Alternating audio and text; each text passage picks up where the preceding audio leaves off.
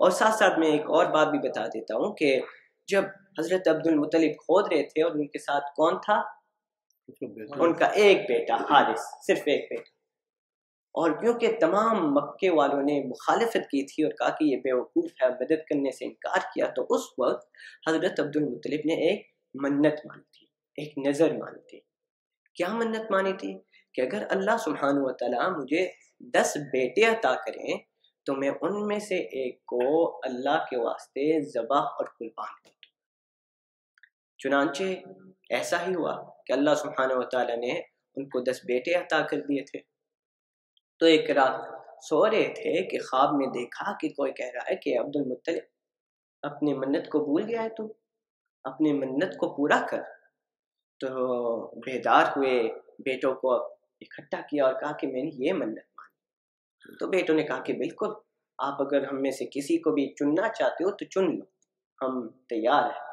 اللہ اکبر. اس زمانے میں اگر ہم کسی بیٹے کو کہہ دیں کہ پانی لے آؤ تو یہ بھی بہت مشقت کی بات ہے. تو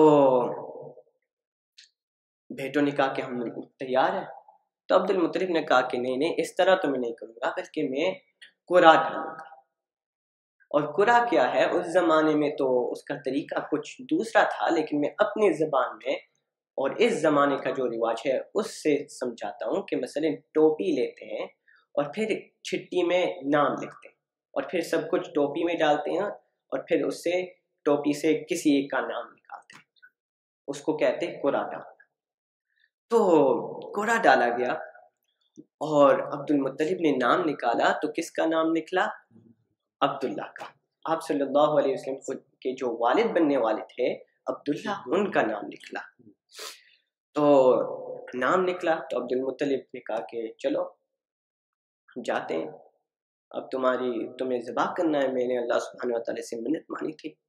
اور دوسرے لوگ جو ہیں ان حضرت عبداللہ کے بھائی اور بہن اور تمام مکے والے منع کر رہے عبد المطلب سے کہ کیا کرنے والے ہو، رک جاؤ. نہیں، اصرار کیا کہ کرنا ہے، اللہ سبحانہ و تعالیٰ سے میں نے یہ منت مانی تھی.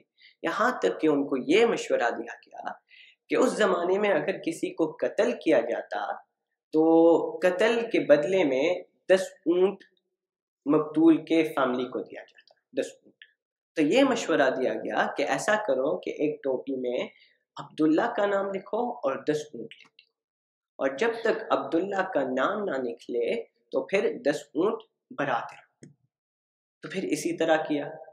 پہلی مرتبہ ٹوپی سے نام نکالا تو کس کا نام نکلا؟ 10 اونٹ. دوبارہ 10 اونٹ. تیسری مرتبہ 10 اونٹ. اسی طرح کرتے رہے یہاں تک کہ 100 اونٹ ہو گئے. اب 100 اونٹ یہ کوئی معمولی چیز نہیں ہے. آپ لوگ مجھ سے بہتر جانیں گے کہ آج کل پاکستان میں اونٹوں کی کیا قیمت ہے، لیکن اس زمانے میں اونٹوں کی قیمت سمجھ لیجئے جیسے ہماری مرسیڈیز اور BMW ہے. اور 100 BMW 100 مرسیڈیز، اللہ اکبر کتنی قیمتی ہو. تو 100 اونٹ. تو پھر اس کے بعد نکالا تو پھر حضرت عبداللہ کا. تو حضرت عبداللہ کی جان کو بچانے کے لیے 100 اونٹوں کو ذبح کیا گیا تھا. اسی وجہ سے آپ صلی اللہ علیہ وسلم نے فرمایا انا ابن الذبیحین، کہ میں 2 ذبیحوں کا بیٹا ہوں، 2 ایسے لوگوں کا بیٹا ہوں جن پر چھری چلنی تھی. ایک تو ہے میرے ابا حضرت عبداللہ جیسے کہ واقعہ ہم نے ابھی پڑھا ہے، اور دوسرے کون ہے؟ حضرت اسماعیل علیہ السلام. کہ آپ صلی اللہ علیہ وسلم کا جو نسب نامہ ہے وہ اسماعیل علیہ السلام تک پہنچتا ہے. تو اسی طرح آپ صلی اللہ علیہ وسلم اسماعیل علیہ السلام کے بیٹے ہیں. کہ آپ صلی اللہ علیہ وسلم کا جو نسب ہے محمد ابن عبداللہ ابن عبد المطلب ابن ہاشم، اگر اسی طرح اوپر جاتے رہے تو عدنان آدمی نامی تک نسب نامہ پہنچتا ہے. اور یہ عدنان جو ہے وہ حضرت اسماعیل علیہ السلام کے اولاد میں سے. تو آپ صلی اللہ علیہ وسلم اسماعیل علیہ السلام کے اولاد میں سے ہیں. تو دوسرے ہے اسماعیل علیہ السلام، اور یہ واقعہ تو کافی مشہور ہے کہ ابراہیم علیہ السلام نے خواب دیکھا، اور ابھی خواب کا تذکرہ ہوا کہ 3 قسم ہے. اور نبی کا جو خواب ہوتا ہے وہ ہمیشہ کیا ہوتا ہے؟ سچ، کیونکہ وہ خواب نہیں ہوتا ہے، بلکہ وہ ایک وحی ہوتا ہے. جیسے کہ ہم جب ہماری تفسیر کو شروع کیا تھا تو اول ما بدأ به رسول اللہ صلی اللہ علیہ وسلم من الوحی اور رؤیا الصالحہ، کہ سب سے پہلی چیز جب آپ صلی اللہ علیہ وسلم کو نبوت ملی تھی تو سب سے پہلی چیز کیا دیکھا تھا؟ خواب سے شروعات ہوئی. جو بھی آپ صلی اللہ علیہ وسلم خواب دیکھتے تھے تو صبح کو وہی ہوتا تھا.